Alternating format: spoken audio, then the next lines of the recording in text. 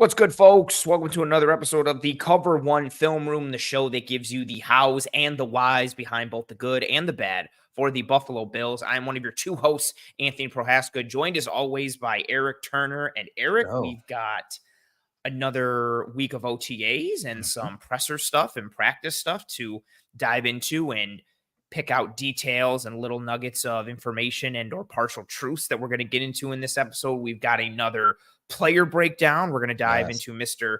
SVPG, as we're calling him, because his name is a tongue twister, center from Georgia that the Bills grabbed in on day 3 of this draft. So we've got some film stuff. We've got some OTA stuff, another week closer to real football. But it's a nice day out here in Western New York and out, and I think across the state as a whole. How you feeling? How you doing? What's going on? Good. I'm excited. As you said, some OTA talk. I thought some very interesting nuggets, depending on how you analyze it, from those press conferences from several players we're going to talk about early in this episode. And the film, it's offensive line film. You know you're going to have some chroma references. You know you have an experienced, offensive lineman, center, interior, possible flex player in the future. It's gonna be a good episode. Grab your proper beverages, your dinner. It is dinner time. If you're already at home or if you're on finishing your shift at work or on your drive home, we appreciate you tuning in. And better yet, if you can't watch all of it right now, tune back in later. Greg and Aaron are rescheduled for tomorrow at 9 p.m. So you can always catch up on our episode later on today after dinner, and once you put the kids down or whatever errands you got done here late afternoon. That's right. This Wednesday is all Film Room Wednesday right now, where you can catch up on Joe DeRosa had Bruce Nolan on his show last night on Under Review. I dove into some run game stuff on Disguised Coverage. So yeah, whether it's Film Room or another show or one of the Cover One Roundup did a trivia night on Monday. Fill that time, that regular Cover One Buffalo time slot with some other Cover One media and pieces. And Erik, as we sit here now trying to comb through some more OTA pieces, we got interviews from Joe Brady. We got interviews from Khalil Shakir. We got interviews from Kaiir Elam. We got interviews from Dalton Kincaid. Yeah. Where do you want to start? Who do you want to start with? Is there someone in particular who stood out the most? Is there a specific line or nugget from someone that stood out the most? As we dive into several pieces, because I think there were several nuggets from really across like each presser in some way, shape, or form. Yeah, I want to start on the defensive side with Kaiir Elam. We have witnessed, we've heard the ups and downs of his career since being drafted. There's no doubt he's had his struggles. And it's interesting because when he's been on the field, there haven't been many struggles that we can see visually. He's actually been pretty productive. Now, a lot of what we had heard was that there were some struggles in practice, and we've interviewed him. He's come on the show. He's showed his football intelligence on the show with us and how he thinks about things like little minutia, little details like, I know the quarterback's throwing vertically down the field because his shoulder's tilted. And, when he got the interception versus the Dolphins, like little things like that show you he actually is smart. You see the physical skills that he has, his size, his speed, those type of things. But something wasn't translating because his former coach, John Butler, he had something that he didn't like with him. Like he just did not like the technique he played with. And whether that was just in practice versus games or vice versa, I don't know. But he, for the last few years, has struggled to see the field. And when he was asked about those struggles, his mentality, his mindset, his new coach, Jamil Adai, there were a few things that he said that were in support of his new coach, in support of his mindset, Elam's mindset, but also it made me think that it kind of shed a light on maybe some of the issues that Butler had with him or vice versa. So in his interview, in his, post-practice video, you heard him mention that his new position coach, Jamil Adai, offers good constructive criticism, again, message, and is helping him refine his techniques. Elam feels like he's more aligned and in sync with his current coach. And then finally, he says that Adai challenges him and, in quotes, understands him as a human. And that right there along with those other things I just mentioned, it just made me think that there was some kind of disconnect between Butler and Elam, which I think that's have having spoken to both sides, my interpretation, and there was some kind of disconnect. I'll Yeah. just say that. And whether it's, I imagine, has to do with technique and Elam's technique, or maybe not being able to pick up some of the technique and Mm. struggle in a zone-based system when we know his strengths in man, right? Really? I've never heard anyone talk about, that kind of potentially being an issue for him. Yeah, my biggest takeaway from I had two with his. At first, he was he was one of the most generic coach speak like Yeah. interviews I've seen in a long time. Someone who was just like, just being the best person I can be, go out there and doing the best. Oh, you just gotta, show and improve, and Mhm. giving like quick one-liners where, and it was funny too, because again, like you said, like we've done an episode with him breaking down film, and he was so short with the beat reporters. And I was just thinking of Yeah. how he was with us, where he was like breaking down things and talking for minutes on end. And then here in this post practice interview, he's like, they were like, what are you working on this year? And he was like, just trying to be the best I can be.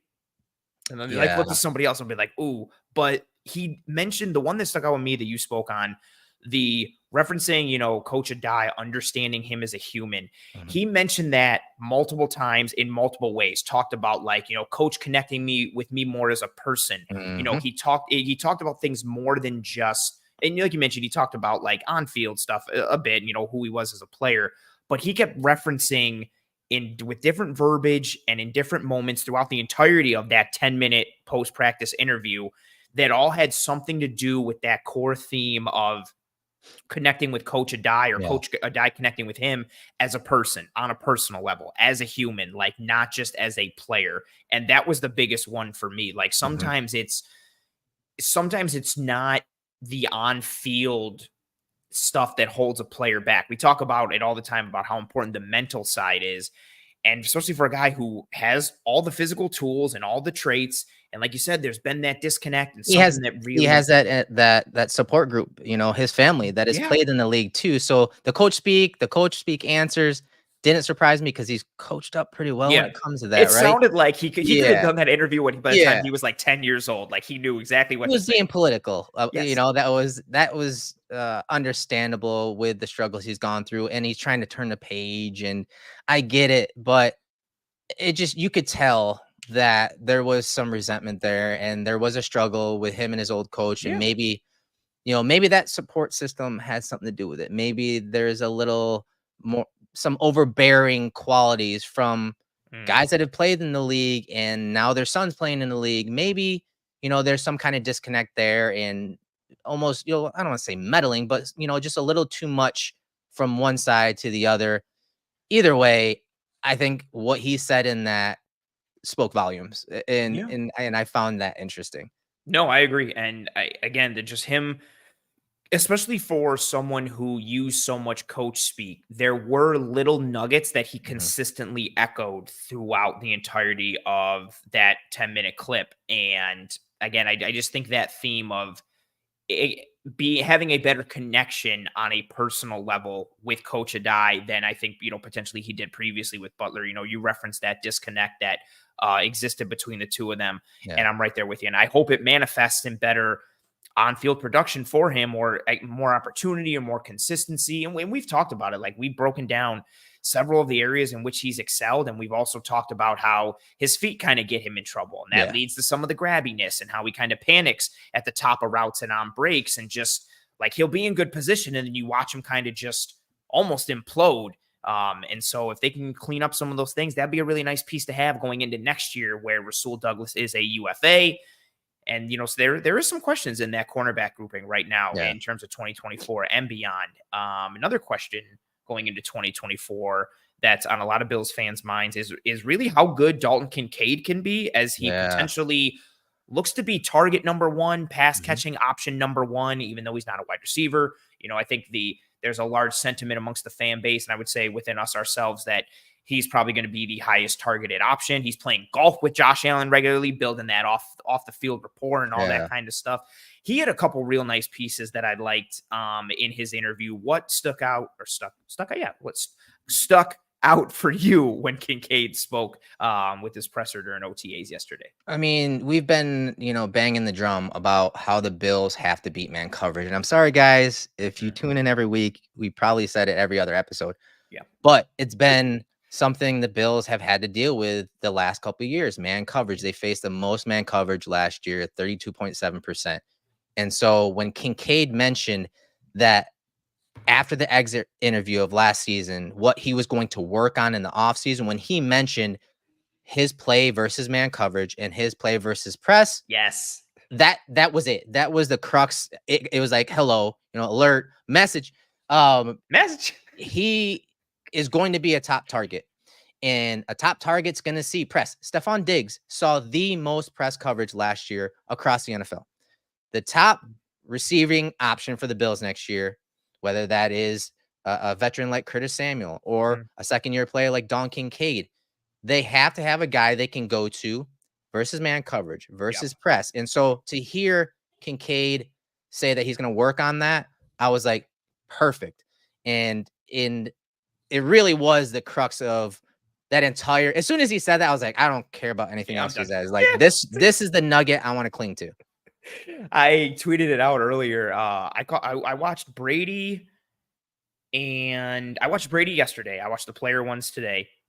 And that was the big one for me too, as well, just because of how much we've talked about it on the show. And you got the graphic right there, like the Bills versus man coverage last year. We talked about it so much on the show. It was a consistent trend in terms of the man coverage being thrown their way, some of their struggles against it. It's part of the reason we were banging the drum for more of a separator in this offense from a pass catching standpoint going into free agency and the draft. It was part of our concerns coming out of free agency and the draft, the fact that they really didn't go towards those pure or traditional type of separators. They moved kind of in a different direction. But yeah, this graph kind of puts some things into perspective when you look at yards per route run and team target percentage versus man coverage weeks 1 through 10 last year. Yeah, I split it, right? So versus man coverage, when Dorsey was the offensive coordinator, you can see the cluster, most of the players are off to the left of the graph. And the bottom axis is the team target percentage. And so obviously that's all divided among all those wide receivers. When the Bills saw man coverage, they only really had Stephon Diggs, producing at a high rate, not just in target percentage, but also in yards per route run. You can see Stephon Diggs was clearly ahead of the pack, almost 35% team target percentage and over, 2 yards per route run. Now, if you scroll to the left, you're going to see guys like James Cook, Khalil Shakir, Gabe Davis, Dalton Kincaid are in that 20% or less, and even some in that 10% range versus man coverage. But if you now fast forward from when Joe Brady took over versus man coverage, now you're going to see Stephon Diggs is still up there, but now it got scaled back versus man coverage to 20%. Dalton Kincaid's right there with him, and you can see the yards per route run did drop a little bit, but Kincaid and Diggs are neck and neck. But look at James Cook; his percentage went up. He was, providing a really good spark as we broken down, and so you can see how the change in man coverage and the team target percentage, but also how the yards per route run kind of fluctuated a little bit.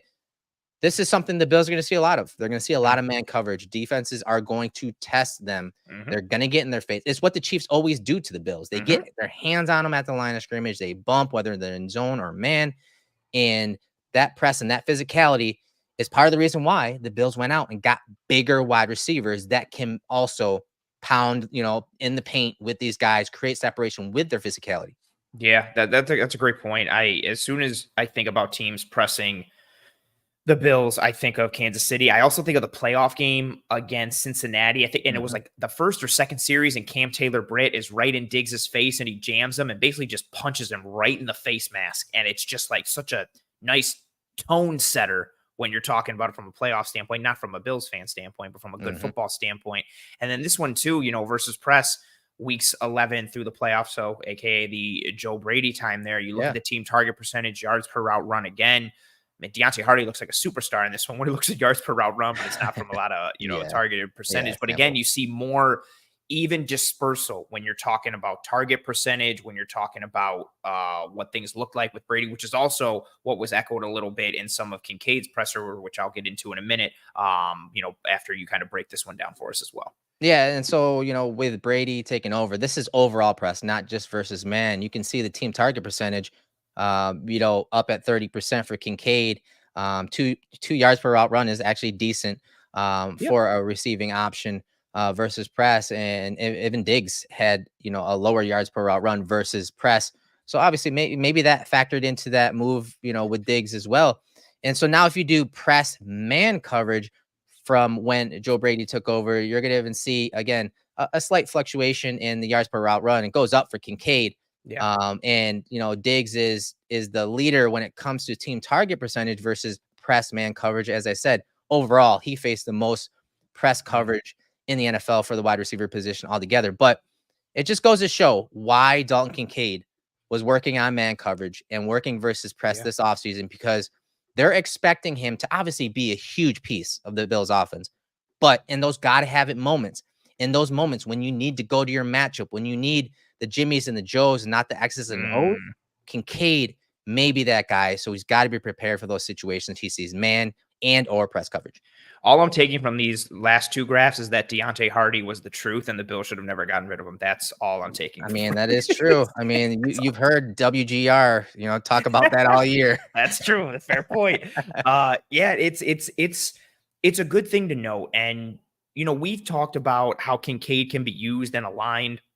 And granted, you can see press in a variety of ways, Yeah. but we've talked about it, like, splitting him out and putting him as the X, or putting him on an island by himself, like as the backside, X receiver, and trips to the other side. And I think this also speaks to, him working versus press and working versus man and wanting to improve in those areas. I think speaks to some of the challenges they saw last year, which we've broken down. Mhm. And I also think it speaks to how he's going to be used, or the volume at which he's going to be used this year as that potential pass catching number one option, where you have to be able to succeed against pretty Mhm. much everything. Like, you have to be Everything. able to you have to be able to get off the line if you're in line as a tight end, if you are lined up outside, even if you're in the slot and you're not necessarily on the line, you have a two-way go. It helps you a little bit. You have to be able to win in all these areas against all these different varieties and body types. And I think we're going to see those scenarios where the offense does, run through him as the focal point, as the number one pass catcher, where he does get lined up as an X at times, where he's the like solo receiver on the backside, and they try to use him as this mismatch creator.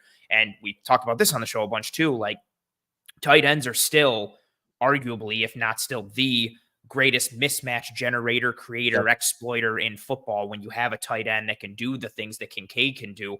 Adding in the fact that he is a functional and willing blocker, it opens up so much. But even just him as a pass catcher and a receiver, and the questions that it forces defenses to answer Mhm. in terms of how they cover him and who they choose to cover him with.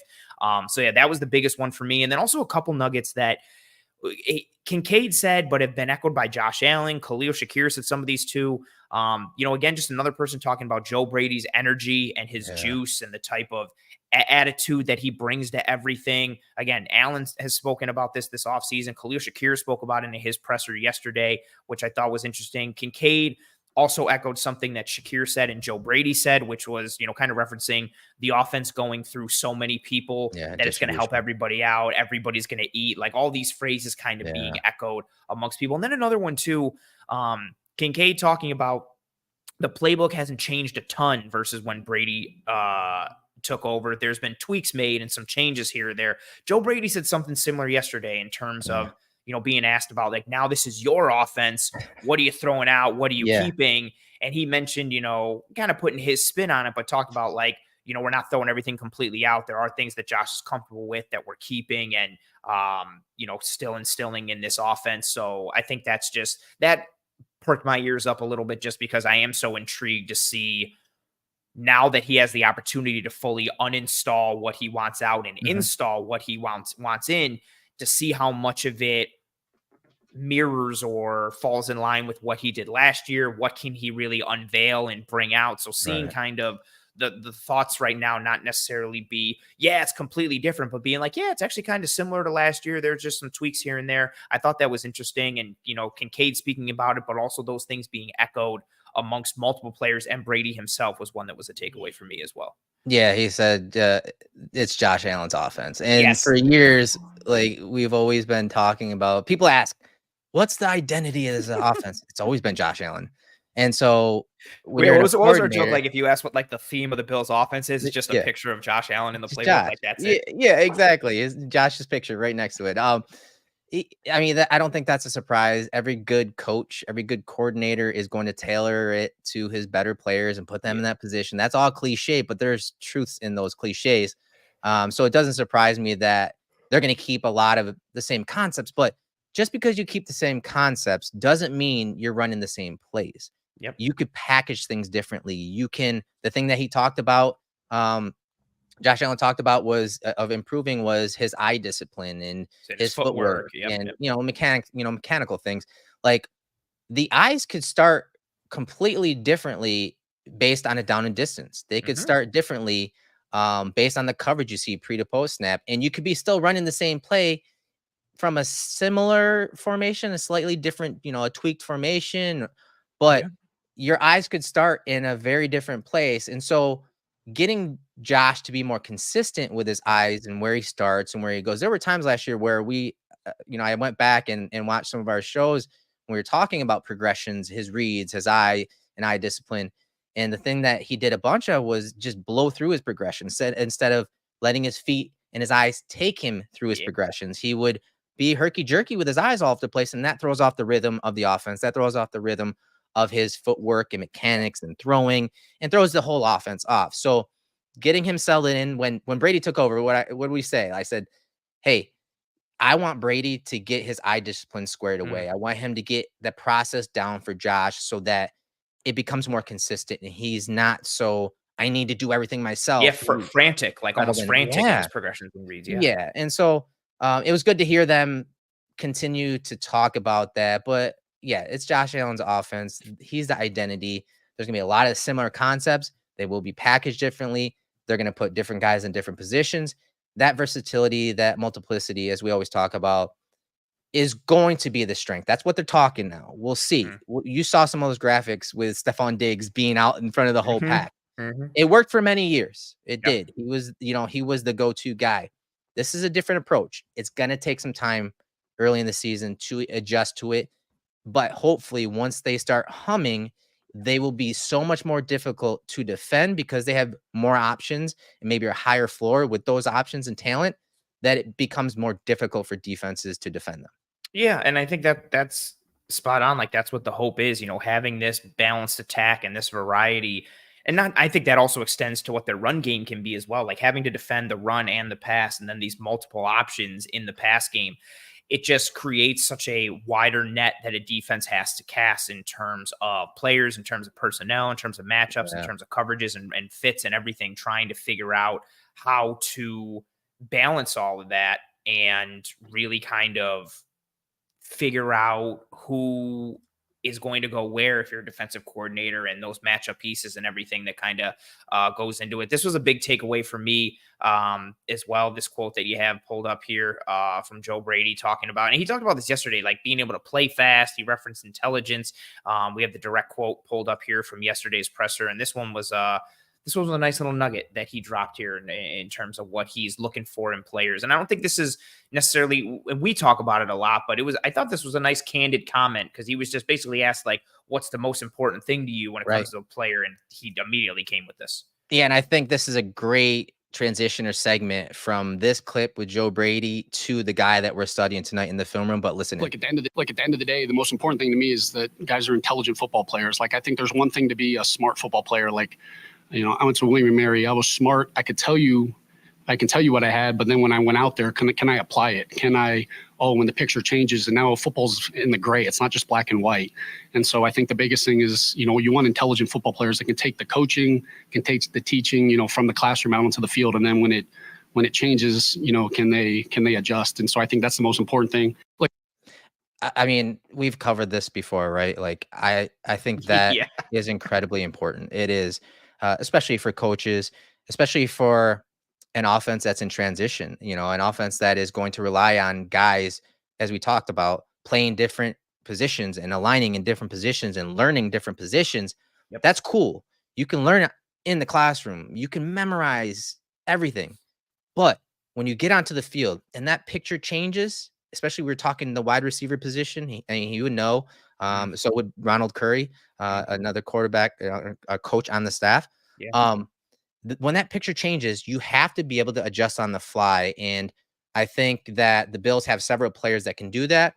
But I just think that it's an awesome distinction between being smart and being intelligent. And that processing, we always talk about mental processing, is incredibly important when you're talking game day and being able to adjust.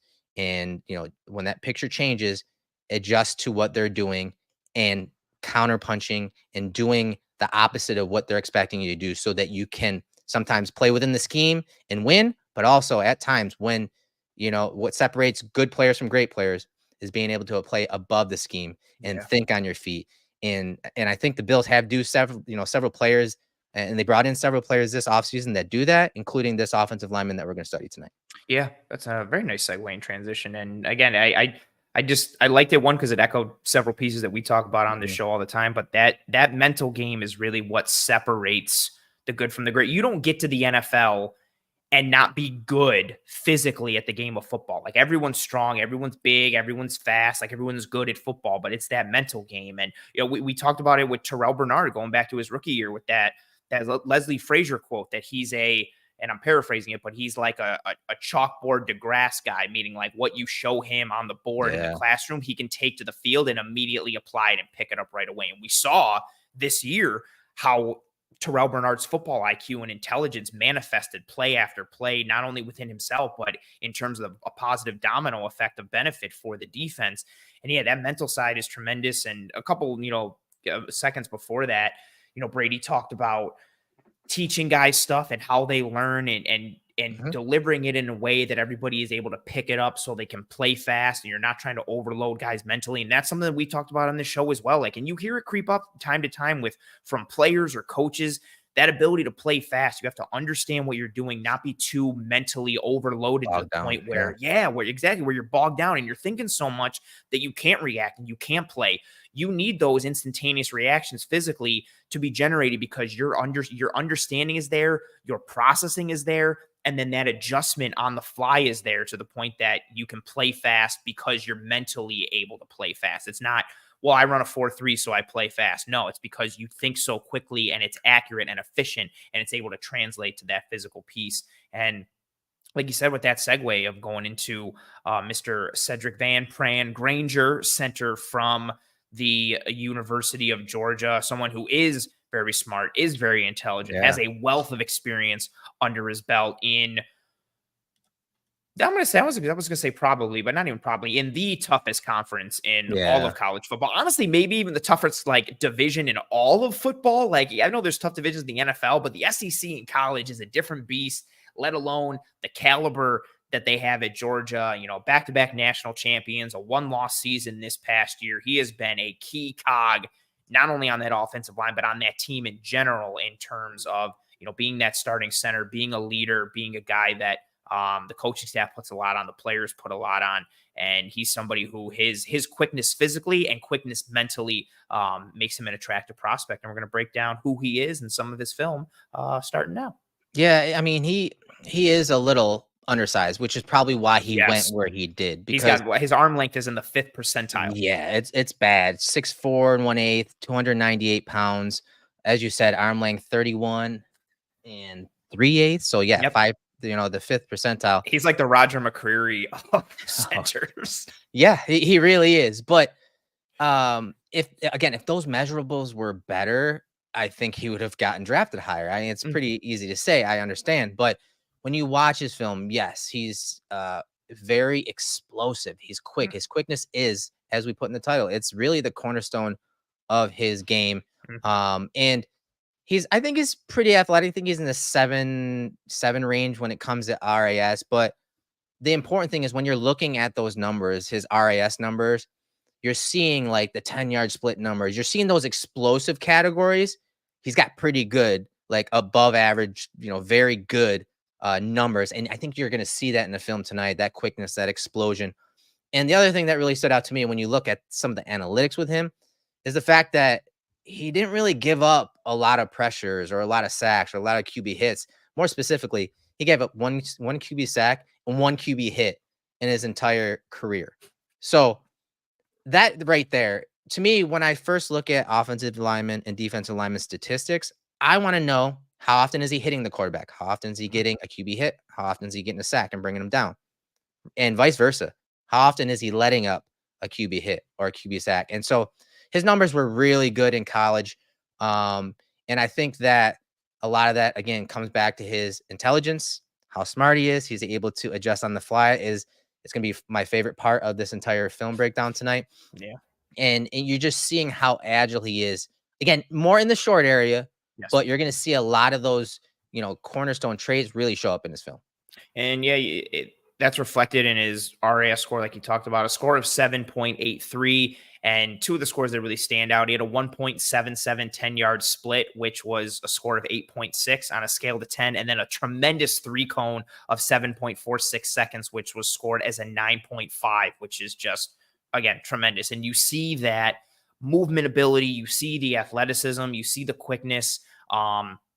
I like his hand usage and his hand strength, his ability to kind of latch on dudes and turn them or kind of seal them and be able to be that functional piece. He can get wrenched back a little bit, but because he's got good, strong hands and he's able to grip inside, it allows him to maintain control. I like his physicality in the run game. I like how he wants to punish dudes and finish dudes. So it's nice to have that type of physical presence in addition to some of his movement ability, some of that quickness, that ability to climb and make some things happen there. Here's the, I would say there's two RAS graphics from, Mr. Kent Flat. So I didn't know which one to pick, but they're still pretty much the same thing when you look at the green. The 20-yard split is better reflected in this one, which is awesome. And then it's got the composite speed grade overall grade, which is very nice. But yeah, you see that quickness again, especially in that short area, the 10-yard, the 20-yard, you see the movement and the intelligence is one that's big. You watch him scan and pick up in pass pro and his ability to recognize and adjust versus twists in different games and constantly aware, able to feel over here while he's scanning over here. And then if something happens that, for what he's feeling for, he's able to adjust and kind of reconvene a little bit. I think the arm length and overall size can give him some problems at times, which again, we'll talk about with how he kind of overextends himself or puts himself into a bad position from literally a positional standpoint, just because of how he reacts and lunges at times more. But overall, I thought this was a really good pickup, especially where they got him on day 3. And, he's somebody that we were talking about this offline. There's been a lot of buzz amongst Bills fans in terms of him being a guy who a lot of fans think and or want to potentially start at center this year. Yeah. And John Robert asked, do you think he will start this season? I don't think he will. I know that's kind of the discussion when it comes to him.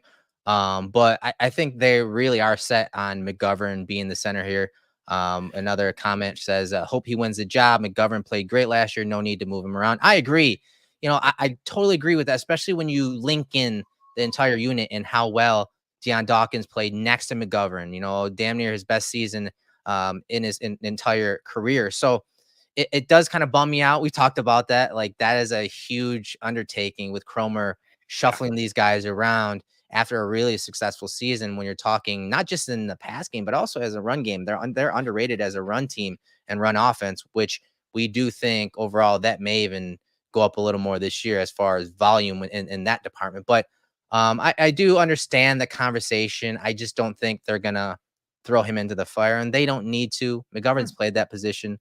He's played it for several years, especially if you're going back to his college days at Penn State. And I do think that when the coaching staff and the front office personnel tell us they like McGovern because of his ability to maintain, the depth of the pocket, which is, we always talk about that, his ability to anchor. It's his strongest, strength when we're talking Connor McGovern. Not having that pocket pushed back into his face, consistently, and more importantly, in those big moments, that kind of happened from time to time the last few years as Mitch Morse has aged. Yeah, and I think that's kind of natural with, Morse being a tremendous mover and, center in space, but then having some of the kind of the point of contact struggles that he did. But again, some of it is because of his size and frame and who he was and what he was. And I just think, I think there's a chance VPG could start just because the paths to the field, it could be him balling out. It could be McGovern not looking great or comfortable at center. It could be David Edwards not looking great at guard. Like there's kind of 3 avenues and paths. But to your point, I think, and I spoke about this last night, like there was an interview before the draft of Connor McGovern talking and saying that, the coaching staff spoke to him about a move to center. Like this was something that was this was something that was forecasted and in the plan. So this wasn't like, crap, we got rid of Mitch Morse. Okay, we're going to put Connor McGovern at center. This is something that they are comfortable with and they are ready to pivot to. Now, if VPG again balls out or Edwards looks terrible, maybe they reconsider. But I do think this was a calculated move to put Connor McGovern at center. It's not reactionary. If anything, it was kind of foreshadowed and forecasted and expected from McGovern. He didn't know when or how Mitch Morse was going to go, but he's comfortable at center. The Bills are comfortable with him at center. And then to John's point about VPG, saying I think he needs a season to learn. I'm always a fan of letting dudes kind of simmer and cook a little bit for a season. Especially if they do have some sort of physical limitation, like his short arm length. I think just giving him a year to kind of adjust the NFL size. And that he's, as far as weight, right, Anthony, like he's undersized. 290 pounds, which is very, even for like more standard, that's light. Yeah, give him a year, to get in the weight room, to understand things mentally. Obviously he can play in a pinch. I'm okay with that. But I just, for at least the first half of the year, I don't see him starting unless an injury happens or something like that, because I think Cromer is completely comfortable starting David Edwards at guard, which he's done before. So yes, I was saying he is like a Cromer disciple and somebody who's comfortable. Like, so the McGovern and Edwards are both guys that Cromer is a fan of. They both can work in his scheme. Let's be honest. He handpicked those guys. So they would have, it's either got to be VPG balls out or one of those 2 guys just look terrible, which once Stephon Diggs got traded, everything is always open to happening. Like I am never concretely deciding on anything ever again. So I'm not going to shut the door on anything, but it would be one of those things happening, which could happen, but it's a long shot for all 3. All right. So let's get into some of this film. As I said, his cornerstone trait is his ability, his quickness. And you're going to see that in a lot of these clips. That first zone step right there. Look at how quick it is. Pick up, put down, and you see him get to the play side of that offensive lineman. And then you're going to see this a bunch where he works to that play side, spins those hips around, and you see the running back hit the hole or bounce it out wide.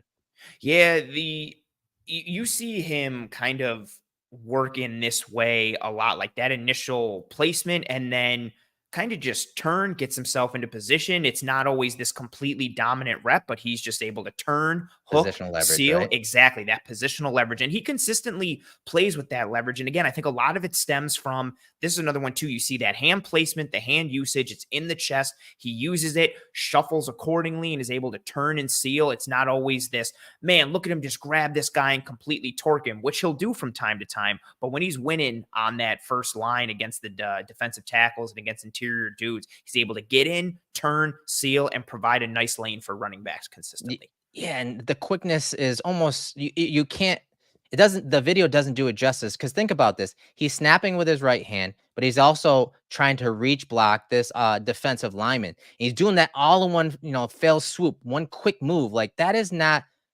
easy. And usually when you're snapping with your right and you're moving to your right, you're going to see the ball kind of drift this way a little bit, right? And it's so flawless with him. It's a smooth transition. It's so quick. And that quickness allows him to win that positional leverage more times than not. And that's important because, again, a little undersized, maybe not the longest arms. He's got to use his quickness and his explosiveness, like you see here, to win positional leverage, to work to that play side of that defender. And then watch the feet. His feet are very good. Again, in a phone booth, in short area. You see him, again, get to that play side, but then he's moving his feet. He's moving his hips to get that positional leverage, to work to the play side, to seal off that gap for the running back so the running back can hit the hole. So I like what he brings when it comes to that quickness and that footwork in the run game. Yeah, I like how he consistently uses, his body and body positioning to leverage the run. And even when it's against guys like that previous rep, that defensive tackle had the advantage because he was already shaded to that side. So VPG has to he has to beat him to that spot, but he's at a disadvantage because of the positioning that 97 has. So he's kind of already in that gap. So he has to snap it, get positioning, get placement, and then move his feet all in kind of, I don't know. I'm looking at how you have it timed there from snap to movement, all in about I don't know, like under 1 second. Let's see, we snap it at 90 something. And then with where we move to, yeah, he's doing this in like about a half a second, all in the blink of an eye, all these movements and these coordinated pieces that he's doing. And that quickness and body position really sets him up, but it starts with that quickness. Right, and you're gonna see that again here, that footwork, that base. You see him almost pop his adjacent offensive lineman to the ground here, but then watch the hips, watch the feet. He understands that he needs to seal this guy inside. He does that, does a good job of doing that so the running back can get outside or, on the perimeter. You're gonna see this a bunch, but you also see it, as a puller. Now, do I think this is a strength of his? No. But again, let's highlight the quickness and the footwork on these type of pulls. I don't think he has tremendous range. He shows pretty good range here on the pull. And you see him insert, and then he's just cleaning up right here. He's saying, who's a most immediate threat? He's picking up defenders flying to the ball there to help his running back out. Yeah, it's weird with him in space because he is quick and he's got good feet, but I don't find him to be overly athletic or right. yeah, or having even like the best kind of like lateral agility. Like Kinda he's clunky. able, yeah, that's a good way to put it. Like he is clunky, but because he has that good initial quickness, it sets him up for success and allows and it puts him in good position, even though he is a little clunky. And then even on that one, you saw that physicality where let me find a flash of color. Let me drop my shoulder. Like he's looking to pop somebody. He's looking to put somebody in the dirt. And here's another one too, where he's pulling again and leading things out. Yeah, and again, processing, right? This is where we're going to start to get into this.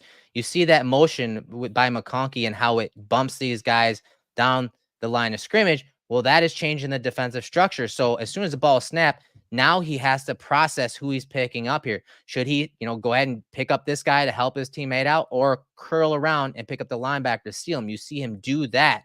Again, tight space, pick him up, and then the running back is getting an explosive play down the field. So again, that quickness, that footwork, especially on this play. This is a pull by him at center, but this is a skip pull. So look, he's got to get depth. So as the ball snap, he's got to get behind the line of scrimmage, of these guys being set right here. He's got to get back a little bit so he can clear them to pull. Watch that footwork. Watch that skip pull right there. He gets depth, but still stays tight to the line of scrimmage to get a piece of that run through linebacker, and then boom, the running back is off to the races. Yeah. Good feet once again, good movement. He's efficient in his footwork. There's not a lot of wasted movement. Again, I guess footwork is clean, it's precise, and he does just enough to get a piece of that linebacker shoulder. This is something too, a little, again, linebacker dips inside. He kind of already takes himself out of the play, but you see it a little on this one. I think you saw it more on the previous clip before. I'd like him to have better contact and staying on dudes at the second level.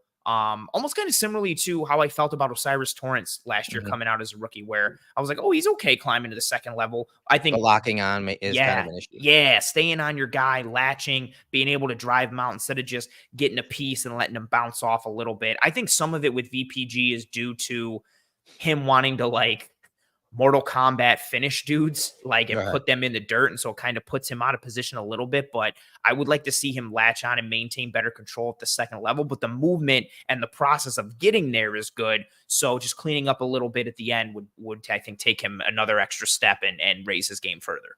Yeah. And so here, this is that segment we're going to talk about his processing on top of his quickness. So watch these three defenders right here and how they're trying to, execute a nice run stunt here. And they're trying to change and confuse the offensive blocking here. So you're going to see this guy spike inside, this linebacker come down immediately. And, SVPG is on his game here, right? He does a great job of adjusting post snap and understanding that, okay, now this is the guy in my gap. I need to take him.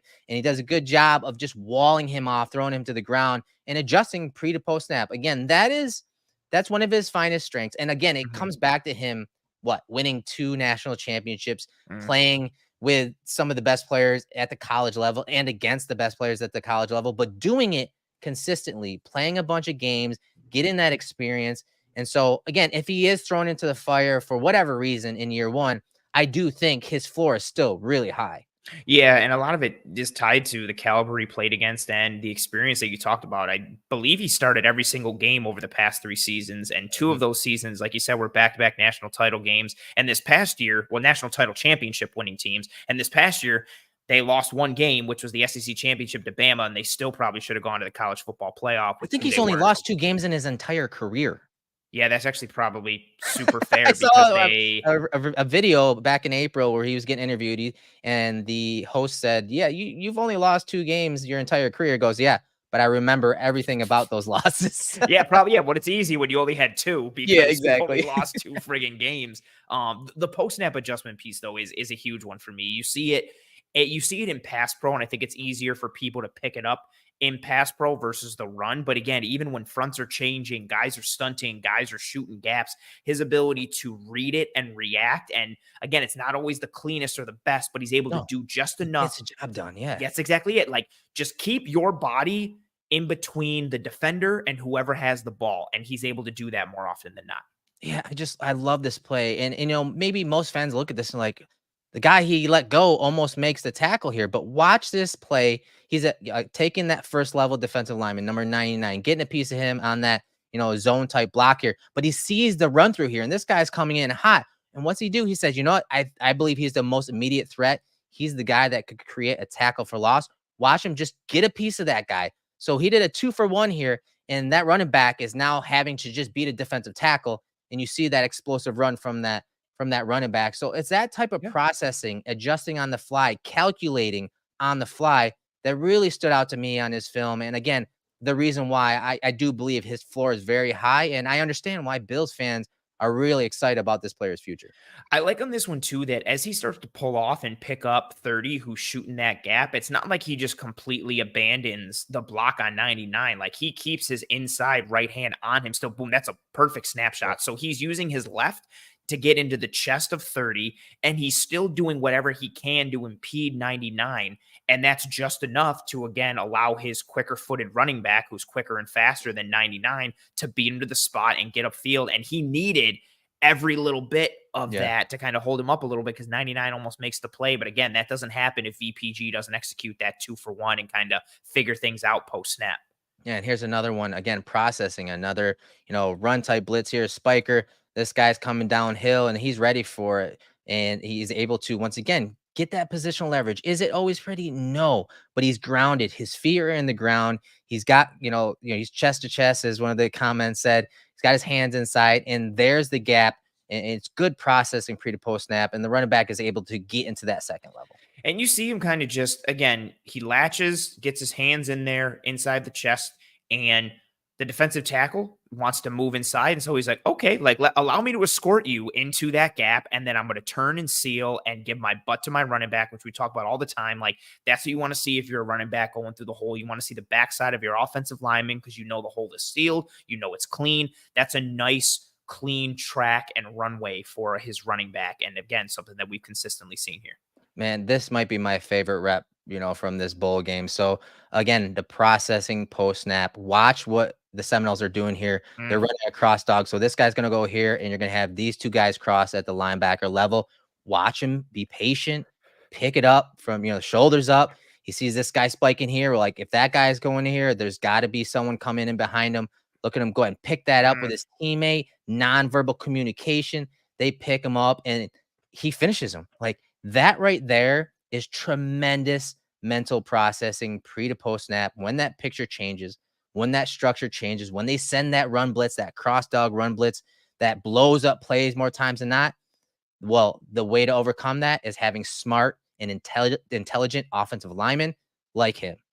Yeah. And I don't really have too much to add on this one, other than just the way he finishes 36 is something you see him do often. Like, when he kind of turns or torques guys into the dirt, you see that kind of repeatedly for him when he's able to finish guys like that. So that's something. And again, it comes in a variety of body types, but you see it a lot when he's climbing to the second and third level and taking dudes out in space. Like you said, this is a great rep, especially from the head up. I don't think I like it more than when he murders that dude in space in this game screen. on the screen, but this is also a very good one.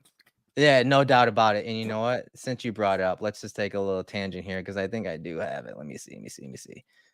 That one is just absolutely. I think that was one of. What? I don't remember the order. I mean, honestly, I've watched so many games for him. This was I like that the Bills picked him because we have access to like every single game that Georgia has played. And so when I came to this one, it was just filled with the nice stuff, even though, again, the bowl game and who was playing who and what starters were playing and who weren't. But yeah, this one is just absolutely. Oh, and is it? Oh, I thought it was on 36 again. Yeah, he just murders that safety. Yeah, and I wouldn't say he's like a tremendous finisher, but when there are opportunities like this, more times than not, he spikes it home. He drives the guy into the turf. But yeah, and again, I don't think getting out into space is necessarily a strength of his, but this one was like he was licking his chops. Like the guy had no idea he was coming. As that ball was circling back in, here comes a train, and he's able to just decleat that defender there. So beautiful. It's I knew you were gonna bring that up, so I had that just in case. It's so aesthetically pleasing. Like it's just he gets all of him. Like he goes right, like the crown of his helmet goes right through the face and the chest of the defender. Like it's just so form-fitting and clean. Like I feel like it's like one of those like ASMR videos where like people are like cleaning stuff or wiping floors, and or I'm just watching that guy who cuts and fixes people's lawns that are out of control, and it just calms me. Like that's what that block is for me with him. And I like what you said about in terms of how he finishes dudes. Like I think he always looks to finish, which is nice. The execution, yes, the execution isn't necessarily always there, but he's looking to bury dudes any chance that he can. Right. And so back to now we're going to look at some of his pass sets. And I think he's got good footwork when it comes to that. Watch how quickly and explosive he's out of his stance. Now, this guy's basically an inside shade of the tackle. So you're going to see him angle set out wide here. And again, that explosiveness and quickness is important. As soon as that guy spikes inside, that's his gap. He's got to be there, and he's in position as that guy spikes inside. So I like his feet. I like his angle sets and his explosiveness out of his stance. Again, cornerstone traits for him. Yeah, again, that quickness, setting himself up for success. He gets out of his stance so quickly, and then he's got the eyes and the processing to see what's going on, and he's able to be there in support for his man. And also, too, you can see the left guard feels Zero beat him inside, but he trusts and knows and feels VPG right there. And you can see, like, as Zero, like, slants inside like that, he's still looking outside to see if anything else is coming. Like, he has that trust in VPG being there. And again, I think that's a function of knowing that this dude has started every single game for the past 3 years, and you trust him on your inside shoulder. Here's another rep against from the same game. That quickness, looking out of his stance again, getting to his gap on this, this split protection here. He gets to his gap quickly. Now, I do think there's going to be times where you see this inside foot here, and you see that post hand inside deterring any type of move across his face. That's good, but at the NFL level, if your feet are like this, you could get driven back, which does happen from time to time. But again, that quickness out of his stance, it shows up time and time again while we're talking the run or the pass. Yeah, and that's a good piece again, like the quickness. And I see because dudes will try and like drive him back because his footwork and pass pro can kind of not set him up for failure, but get him in trouble a little bit. I do want to see him consistently anchor without having to just be. He'll get driven back and almost like get wrenched, and he does just enough to stay in between dudes. But I'd like to see cleaner anchors from him where it doesn't look as painful or as problematic or worrisome. And again, like, because once you get to the NFL level, facing NFL size and speed and technique and pop, like that's going to be an area, especially where we're talking about depth of the pocket for Josh Allen, where he is at his most frantic, is getting pressure in his face, as most quarterbacks are. That's an area that, I think that clip showed like where his feet are, how it can get him in trouble at times, and he has to overcome that. Right. And here's probably one of my favorite reps from him, and where he just runs the guy by the quarterback here, and you see the feet, and you see him, as we always talk about, get his body in between the pass rusher and the quarterback. And he's just running his feet sideways as that rusher wants to go upfield. I like his positioning on this play. So that his quarterback can get that pass off. Again, yeah, I think this is another one too. Like, use your leverage, use your positioning. You don't need to blow this guy off the ball. You don't need to put him in the dirt. Like, he wants to kind of take himself out of the play. Okay, cool. Like, let him take himself out of the play and just guide him, shepherd him along his journey, keep a nice open, clean window for your quarterback, and allow him to fire one downfield. Yeah, and you see it though. There are times like on that play where the short arms could be a hindrance. You see that guy snap initially just swat down those hands, and you see him try to reset, but he can't reset those hands. And again, that's when that body position, that spatial awareness, ability to move your feet and walk the line, as Howard Mudd always used to talk about, to keep this guy wide of the spot.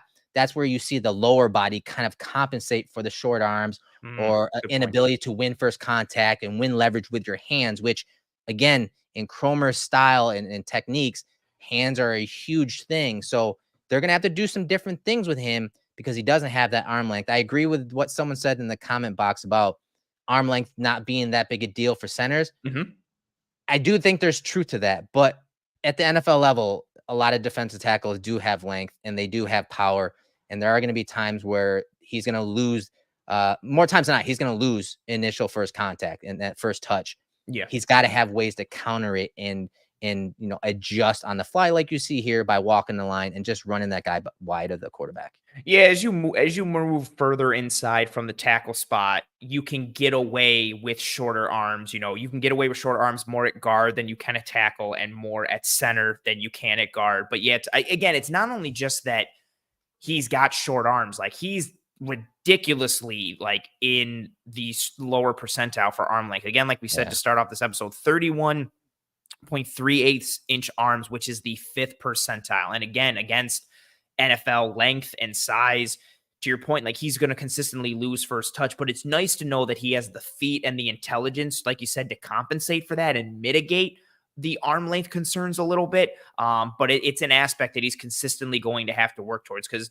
NFL interior defensive linemen and players in general are going to look at him and be like, "Ooh, that's a dude that I think I can get into his chest, or if I can just beat one of those punches or one of those hands, I can get by him because he doesn't have the length to stop me, and or necessarily the weight, and I can just run through this dude's face." Right, and just watch. You see the defender force him to reset his hands right here. So you see him swat the hands away, but watch him reset those hands inside. That'll be the key. Again, coming up with ways to problem solve what the pass rusher's throwing at him is going to be important. So once he gets his hands inside, he doesn't really have leverage, but he's got the base to anchor down here long enough, to let the quarterback make that throw. That'll be the thing, timing up the pass pro and plan by that offensive lineman in the structure of the play is an important thing that he's going to have to get used to, again, when we're talking NFL talent.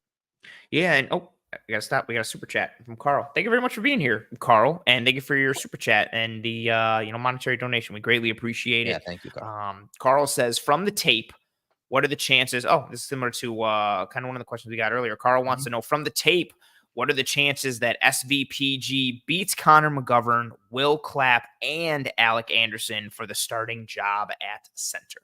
Oh, I'm talking low percentage. I don't think he's going to beat them outright. I don't think so. I just, when you talk about, again, Cromer handpicking McGovern, Edwards, and again, this draft pick as well, I do think he, pounded the table for this guy, Cromer did. And so I do think he is a Cromer guy, but I do think he's still at least a year away. And the guys that he chose and told, hey, you're going to be a starting center down the line, I think those guys have a much better chance to be a starting center, in McGovern specifically. Yeah, and I echo those sentiments. And especially from this specific question, I think the chances of him outright beating everyone at center are low. Yeah. I think he has a higher chance of potentially starting because, like we talked about earlier, the potential other paths. Like, it could be David Edwards doesn't look great at left guard, so they want to move McGovern back. VPG is playing good. It could be some sort of combination of these things. But if you're talking about him just straight up outperforming everybody else on the roster and just winning the center job outright, I think that's lower than his overall percentage chance of, starting or playing this year, just because there's other paths than this one path. All right, so back to the run game and his blocking in the run game. We saw a lot of the quickness, the explosion in the zone blocking scheme, whether you're talking inside zone, outside zone. Let's look at some gap runs. I do think this issue arises, and it has something to do with that arm length as well. So here's a back block on a gap run. So you're getting a puller here. He's got a back block on that nose tackle, and you're going to see some inconsistencies when it comes to that. You see him initially win and create some really good movement there. but then he's not able to maintain and control that guy, and that guy goes and makes a tackle. So back blocks on these gap type runs, something that you may see, when the Bills run power or when they run dart, where they're pulling a tackle. You're going to see different variations of that. I think that could be an issue. And just when we're talking inconsistencies, because in zone blocking, his feet and his positional leverage, the speed helps him win leverage. Sometimes when you have to move a man or you need to control a guy, you'll see some of that short arm stuff and some of the lack of bulk really show up. Yeah, and at the point of contact, I don't think I kind of put him in the Connor McGovern realm, ironically, of like more of not necessarily a people mover, but more of a people shepherd or a people escort. And so again, everything with him is leverage, hand placement, and that quickness. If it comes down to pure mashing with somebody, that arm length, that overall size, it can put him at a bit of a disadvantage. And so you're going to hope that he can win with his leverage and positioning. Because if it comes down to just a physical like mash on mash, it can get him into some problems. And you see his reaction there that you highlighted. He's pissed at himself because that backside defender got through him and made that tackle. Hands on his helmet. He's pissed and not pleased with himself. Right. And I'll show you what I mean by, some inconsistencies, because here you get that back block again. This time there's no hand place. It's more of a hook. And who knows if this is right at the point of attack, like it is, there are times that could be called for a hold, but he's doing whatever he can to hook that guy. And you see it springs a big run here, but yes, that's a positive play. But again, there is inconsistencies. And again, maybe this can be called a hold, but it ends up being a big play. Here's another one where he's doing a back block when they're running counter tray here, and just watch the power this defensive tackle plays with and how he pushes him and drives him back to constrict the gap for the running back right here. It just pushes him right back. So again, just some ups and downs in that, and it'll be up to Kromer and that coaching staff to kind of refine those techniques, refine not just the body positioning, but the leverage and the hand leverage, and an ability to control a defensive lineman in these type of gap runs. Absolutely. And for a team that, like the Bills, that we think will be towards the top of the league in gap runs like they were last year. They finished third in the league last year overall with a 46% gap run rate. If you're just looking at Joe Brady's time last year from week 11 through 18 in the regular season, they had a 47% gap run rate, which was also third.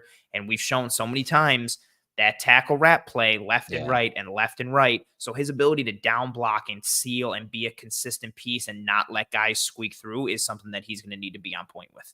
And here's one he actually let someone squeak through. This is a pass protection.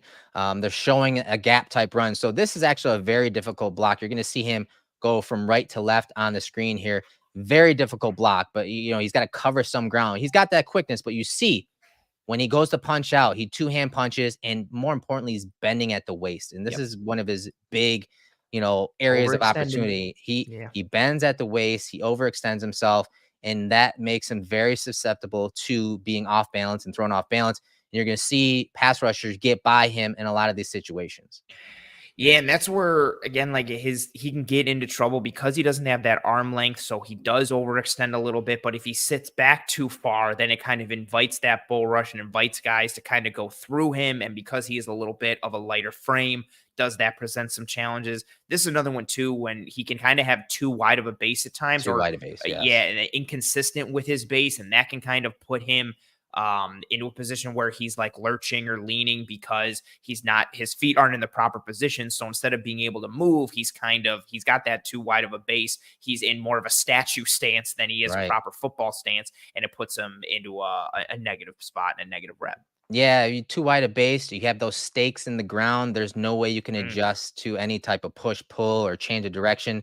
You're having to reset your balance and reset your lower body in order to move in your next post movement. And that's tough to do against a guy who's kind of already working up to full speed. And if you bring yourself to a complete stop while he's still moving, then you're in trouble. Yeah, and you see that here. He trips over the adjacent offensive lineman here because of that wide base. Once again, that happens a lot. Like, it happens more than I'd like for him. And it just comes back to that wide base, some of that power. You see him trying to anchor down, and you talked about it earlier. His anchor isn't always clean. Does he get the job done a lot of times? Yes. But there are times like this where he's not able to anchor down, throw those stakes in under control with his balance. He'll extend over at times and just at times just trips over his his teammates there. Luckily, the quarterback got it off and completed it. Yeah. And this is like all these kind of like perfect storm scenarios going wrong for him, where it's the wide base and then how that plays in conjunction with the shorter arms and how that plays into the overall like smaller frame or, lighter body weight and kind of how that all works against him. And when it works against him, it really works against him. Like you can see those limitations, but he's got the intelligence and the body position more often than not to kind of correct for him. But if dudes get into his chest or if he gets a little wide, it can put him into some problems. Cause I also don't think he does the job more often than not, but his recovery at times worries me a bit. And again, just because he doesn't have the arm length or because his base gets too wide that it's really hard to recover from that position because he kind of sets himself up for so much trouble. Right. And that's a thing when it comes to scouting, when you're not just studying anchor ability, you're studying anchor recovery. And you see that on this play. Again, explosive out of his stance. Once again, getting out wide versus that wide alignment. That guy goes from speed to power, gets right into his chest. And so what does he try to do? He's trying to anchor down as the offensive lineman, right? He's trying to recover it, anchor recovery here.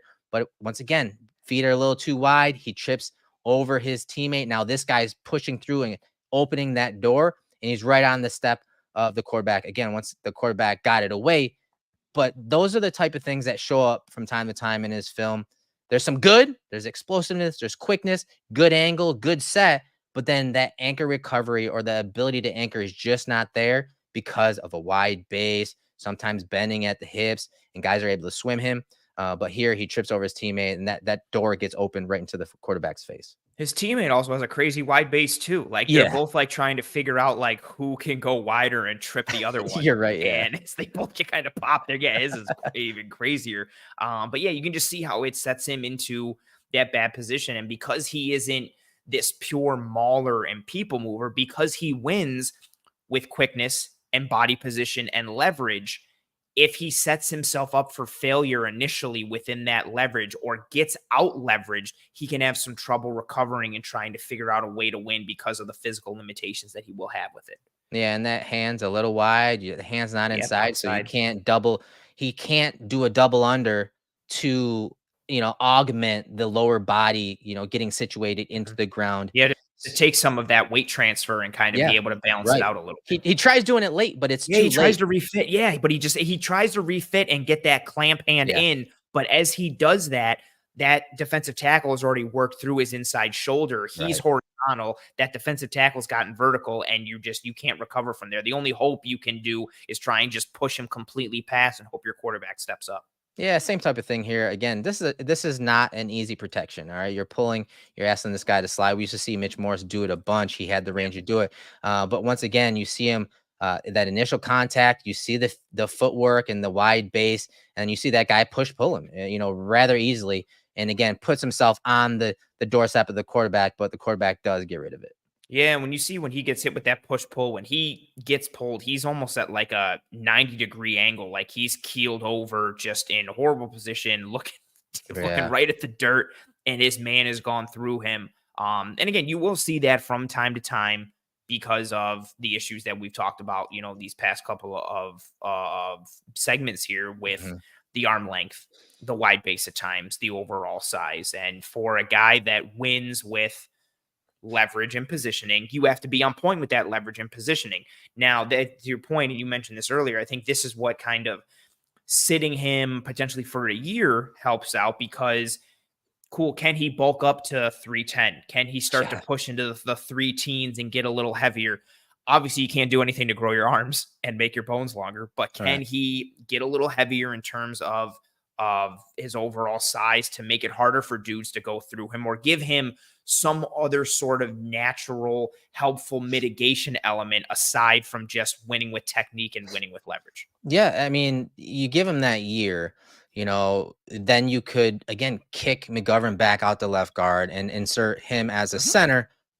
But the other thing is he's going to learn the interior positions. That's something Cromer always does. He puts I would say, wait, before it's day 2 of practice and someone's like, oh, VPG got work at left guard. And everybody's like, oh, is he going to start at left guard? And it's like, no, Cromer does this with everybody. Like, you get reps everywhere.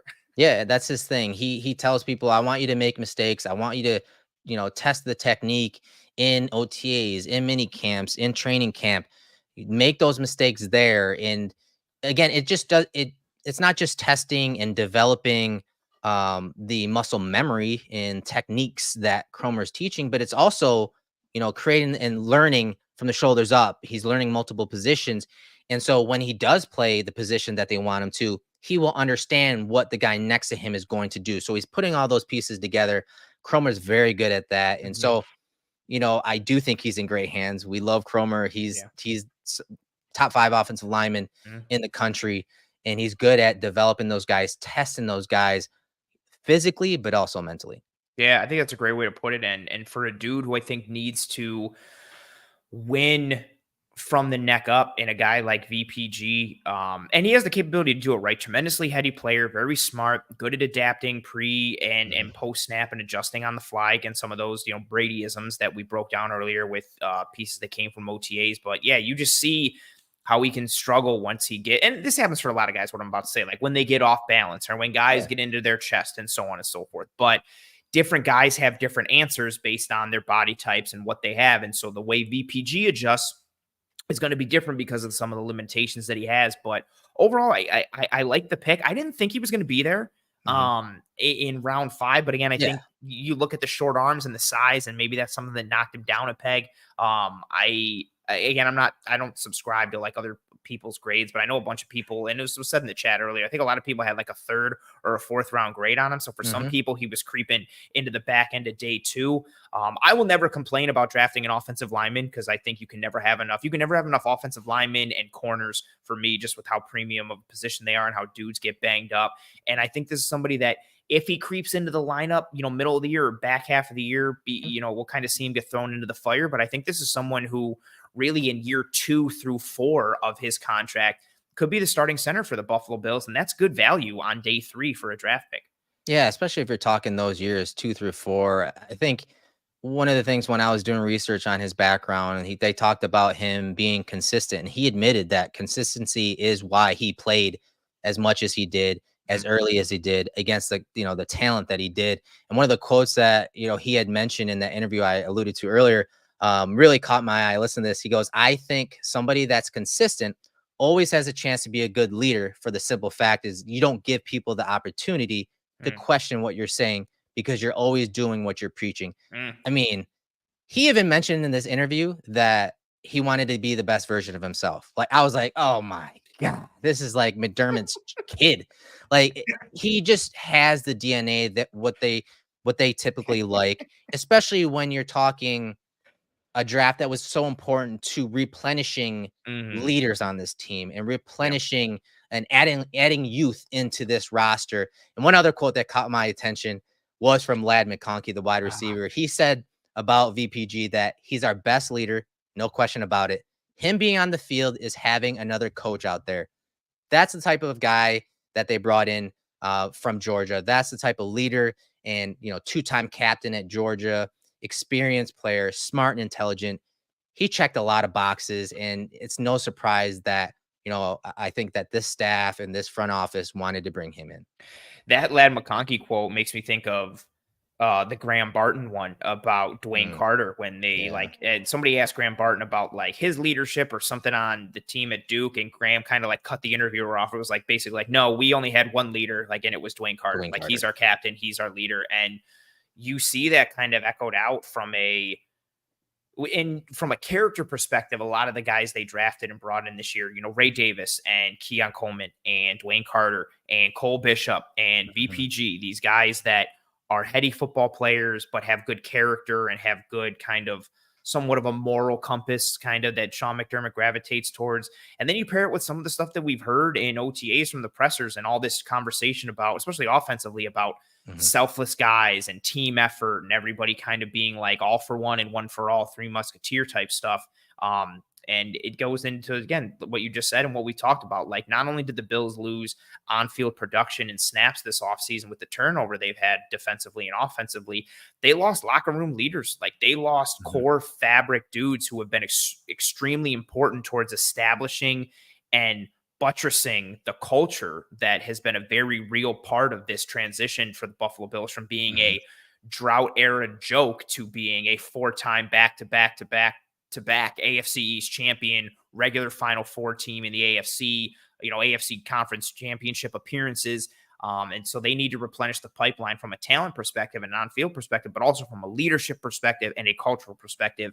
And VPG potentially may be a step in that direction based on his trajectory and who he was in Georgia and who he can be in the NFL. Erik, anything on your mind as we start to wrap up this episode? VPG related, OTAs, anything you're looking forward towards, going forward, or something that's still kind of hanging in your mind a little bit? Anything for the people, or it could be nothing at all, and you could just say, nope, I got nothing. Goodbye. No, I just want to say thanks for everyone, for tuning in and supporting us during this time of the season. It's the lull of the off season and not much going on here and there. There's some OTA sprinkled in, but we appreciate everyone tuning in, whether you're live or doing it later. We appreciate all the support. If there's something you want us to cover in future Film Room episodes, please leave us a comment in the comment section. Smash that like button. Tell your friends about the show. Again, that goes a long way when it comes to YouTube, the algorithm, and getting eyes on our products here at Cover One. So once again, thank you. And be sure to hit us up with your topics. Yeah, that's a tremendous one. We mentioned it the past couple episodes, especially in this downtime. We have things that like we can get into the weeds with, but it's awesome in this time of year to kind of get your reactions or just thoughts of being like, hey, yeah, I'd love to see, give me the video of like Terrell Bernard's top 10 blitzes from last year and why they were top 10. It's like, oh, like it could be something schematic. It could be something player related, anything and everything. Go to the comments piece on the YouTube episode for this, and just whatever you got. It could be related to this episode, offense, defense, coaching, scheme, player, whatever you got. Throw it our way and we'll cover it as we, move through the doldrums of this offseason before we start to get into some real football. But like Erik said, thank you to all you folks who tuned in live for us as we continue to tweak the time a little bit of the Cover One Film Room here, going from 7 p.m. Eastern to 5 p.m. and monkeying with some different things. That's awesome. Appreciate you, Coach Chapman, saying, great breakdown, guys. Exactly why I'm an insider. Keep up the great work. Appreciate you. Erik, actually, let's speak on that really quick. Coach Chapman says exactly why I'm an insider. Maybe there's somebody in the chat right now who is like, an insider? What is he an insider for? What does that mean? Yeah, and I feel like we have a couple guys who can explain it pretty well in Greg and Aaron. So while they have the night off, listen to what becoming an insider is. Many people ask us the best way to support us here at Cover One, and that is to sign up to become a Cover One Pass member. That contribution helps give us the access to all the data and information we use to create the content that you love. And I think most importantly, brings you into our community of insiders. It's a great community based on Slack. I know a lot of people don't want to be on social media anymore or be in on those conversations. We bring all of it to you right in our great community of educated fans. And most importantly, you get access to our content creators. Even better than that, everybody loves merch. You get awesome t-shirts, a cool decal, and a letter from the Cover One team signed directly to you. All for $60. That gets you the entire season, next year's free agency and draft. $60. Click the link in the description. Cover One Insider. Become one today. Yeah, so if you want to support us and all the memberships, stats, you saw the graphics, you saw the telestrator, all of that is possible, thanks to our insiders supporting us. We're, a small independent grassroots company. We always talk about that. We take pride in that. But we also take pride in the quality of content that we bring you, and we wouldn't be able to do that without our insiders. So thank you. And if you're not able to, that's fine. Again, share, leave us a comment, do whatever you can to help us. It means a lot for a small, company like ourselves. And we appreciate you, everyone that tuned in live tonight. Yeah, we take whatever form or fashion your support comes in. We greatly appreciate it. So thank you very much to everyone who tuned in live for this episode. If you are on your way out, please, and thank you. Like Erik said, drop a like on this video before you go. It goes an extremely long way towards helping us to track and trend in front of more eyes and ears as a brand, as a show, all that stuff. So please drop a like. If you're watching later and not watching live, that's cool too. Please still drop a like on this video. If you are listening on one of the podcasting apps or platforms, that's cool too. Please rate and review and subscribe to the Cover One Film Room. And then, of course, subscribe to the Cover One channel as a whole here on YouTube. We have you covered pretty much every single day of the week with a variety of pieces, and depending on what you're looking for and how you're looking for it, we have you covered here at Cover One. Turn on notifications for the Cover One Film Room playlist. Tell your family and friends and loved ones about how awesome this show is and about how awesome this brand is if you feel so inclined. Thank you very much for all the kind words you folks threw our way throughout the episode and towards the end here. We will see you next Wednesday live at 5 p.m. Eastern again for another episode of the Cover One Film Room. Again, no Greg and Aaron tonight. They're live tomorrow, Thursday, May 30th at 9 p.m. Eastern. So until we see you next week for the Cover One Film Room, I'm Anthony Prohaska. That's Erik Turner. We hope you and your family and friends and loved ones are all doing well and staying safe. Be kind to one another. Take care of one another. We'll see you next week. Godspeed. And as always, go Bills.